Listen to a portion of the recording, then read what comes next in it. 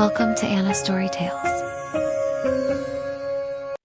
बहुत पुरानी बात है। एक खुशहाल घराने में एक नन्ही परी जैसी लड़की रहती थी जिसका नाम था एला। एला के पास दुनिया की हर खुशी थी सवाए एक चीज़ के, अपनी माँ का साया। जब इसके वालिद ने महसूस किया कि एला को एक माँ की ज़रूरत है तो उन्होंने दूसरी शादी कर ली।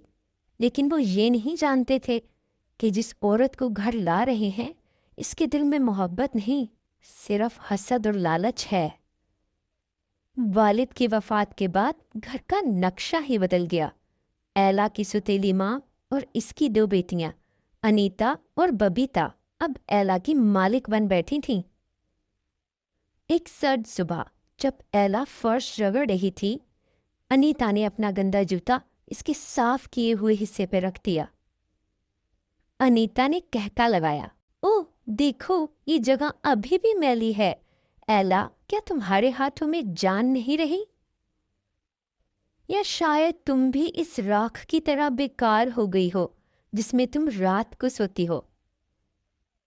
बबीता, सच कहा आपने बाजी। अम्मी देखिए तो इसे, और इसके बाल देखो जैसे किसी चिड़ियों का घोंसला हो। एला, अब से तुम्हारा नाम एला नहीं बल्कि सिंड्रेला होगा।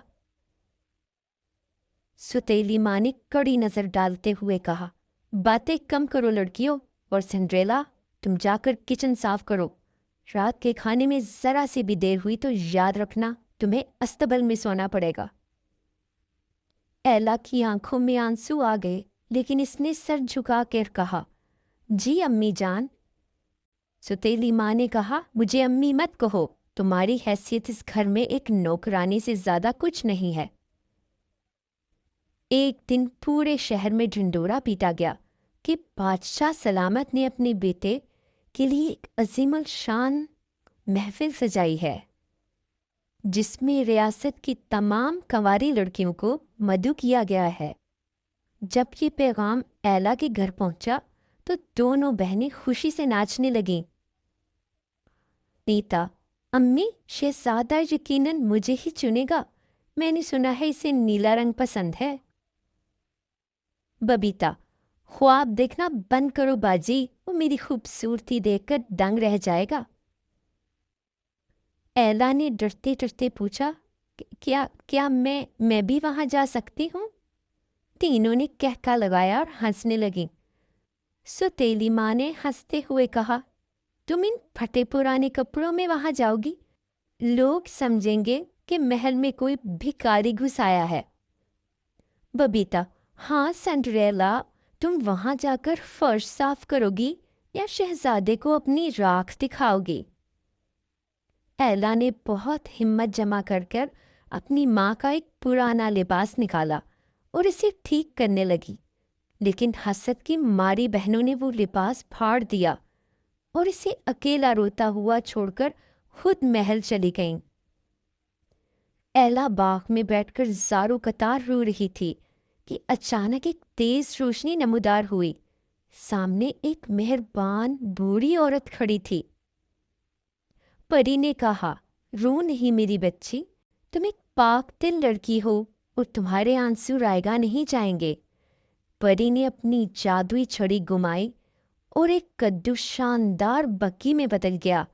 4 चूहे सफ़ेद घोड़े बन गए और एला का लिबास एक हसीन चमकदार रेशमी लिबास में तब्दील हो गया और इसके पाँव में कांच की नफीस जूतियाँ थीं। परी ने कहा, याद रखना एला, ये जादू सिर्फ रात के 12 बजे तक रहेगा। जैसे ही घड़ी की सुइयां 12 पर पहुंचेंगी सब कुछ वैसा ही हो जाएगा जैसे पहले था। महल में जब एला दाखिल हुई तो सबकी नजरें इस पर ठहर गईं। शहजादा, जो अब तक बेजार बैठा था, इसे देखते ही अपनी कुर्सी से उठ खड़ा हुआ। शहजादे ने कहा, खूबसूरत हसीना, क्या आप मेरे साथ रक्स करना पसंद करेंगी?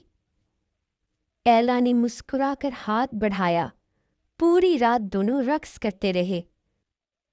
एला की सुतीली बहनें और माँ इन्हें पहचान नहीं सकीं बल्कि हसद से एक दूसरे को देखने लगे। अनीता ने कहा, ये लड़की कौन है? इसके कपड़े तो हीरों की तरह चमक रहे हैं।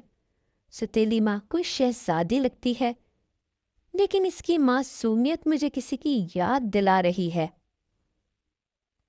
एला खुशी में वक्त का अंदाजा न कर सकी। अचानक महल की घड़ी ने 12 बजने का ऐलान किया। टिक टिक टिक। एला घबरा गई। मुझे जाना होगा। वो तेजी से सीढ़ियों की तरफ भागी। जल्दबाजी में इसके एक पांव की कांच की जूती सीढ़ी पर ही रह गई।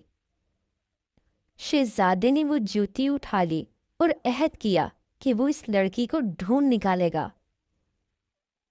सिपाही घर घर गए। हर लड़की ने जूते पहनने की कोशिश की, लेकिन वो किसी के पांव में ना आई। आखिरकार वो सिपाही एला के घर पहुंचे। अनीता जबरदस्ती जूते पहनते हुए कहने लगी, आह अम्मी, मेरा पाँव बहुत बड़ा है। बबीता बोली, हटो बाजी, मैं पहन लूंगी। लेकिन किसी का पाँव इसमें फिट ना हुआ।